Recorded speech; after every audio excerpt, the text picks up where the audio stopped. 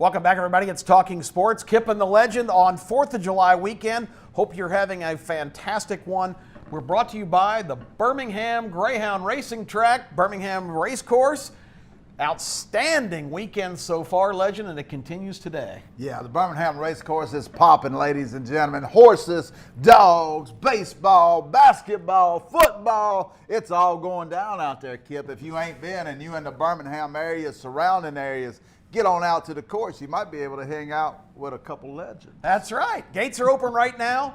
Parlay card contest is going on, so you can pick your favorite teams. Yes. All you got to do is purchase Track's goods and services, and you are in the game. And we'll have some good information for you a little bit later on that. Also, racing action, 2 o'clock and 7:15. Greyhound racing, lighting up the track, and great simulcasting. 4th of July, we talked about baseball. At America's Great Tracks, there are all kinds of good stuff going on today. So get on out there and enjoy some really action fun. It is the most rewarding way to have a good time. Kip and the Legend here. We've had great guests the last 4 weeks. We've had Tony Curry and Bama Bo. George Chip Lake and George Teague. Wow. What a run of guests. It's just me and the Legend today. Hey. So we finally have the opportunity to get back to one of Legend's favorite segments, SEC gossip, that we call Shut Your Mouth. We should have Afghans and little knitting needles while we have. But I'll have to get those props for future shows. SEC gossip. I'm going to start out with this one.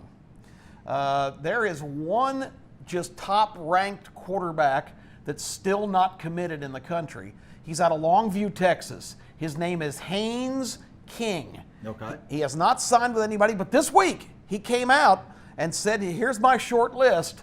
I've got these 4 schools that I'm considering, and 3 of them are SEC schools." All right. So what do you think of immediately? Alabama, Georgia, LSU, Florida. Guess what? None of them are on his list, which I find fascinating.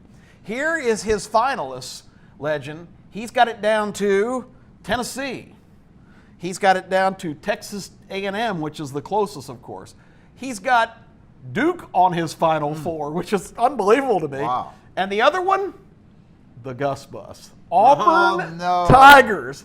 So they're back in the running for another quarterback, but they might face, the SEC gossip here is they might face the heartbreak of having another one slip away, because Texas A&M probably is the favorite. But if you're Haynes King, 6'4", rocket for an arm, coming into your senior year, that's your final 4, where do you go? Well, I definitely don't go to Tennessee because, I mean, they don't have no offensive lineman, King. They'll turn you into a queen in a hurry.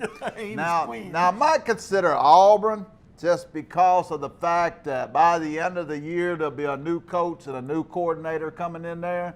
So, I mean, of the 4 that you mentioned, I would probably say Auburn is the best pick, of those 4, Yeah, well, you would think so. I mean, from a performance or competition standpoint, Texas A&M probably has the advantage. They're closest to home. Yeah. It's funny when they stick a microphone in a 17-year-old's face.